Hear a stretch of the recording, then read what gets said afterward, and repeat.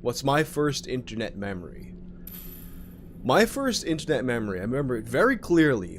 The very first thing I ever did online, I went to keyword WWF on AOL. I'd waited years to be able to, like, finally, like, look at wrestling stuff on the internet.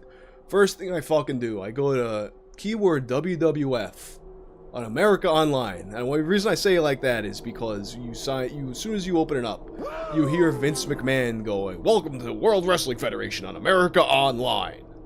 Go into a chat room, and I see this person with the name Host.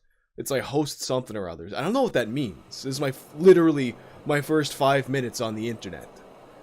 So they're like telling people, stop scrolling, stop doing this. It was like, what she specifically said was, stop polling. And then I was like, what's polling? And they're like, oh, it's like press 1 if blah, blah, blah, blah. I'm like, alright. So I put press 1 if Host is a bitch.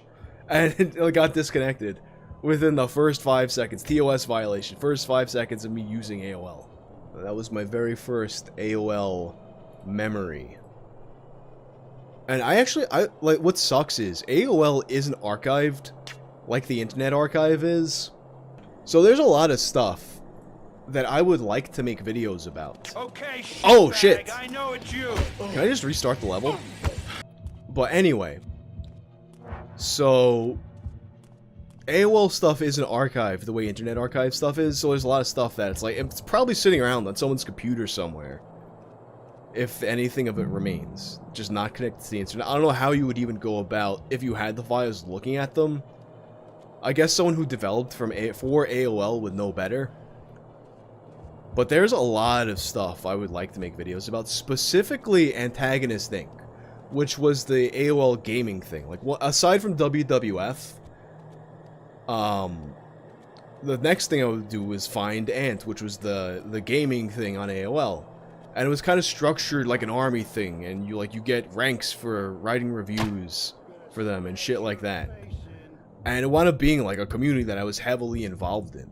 Like, even so they had a thing called Ant Live Games, and this was connected to Hecklers Online, which was the AOL comedy site. It was just like another section for the company.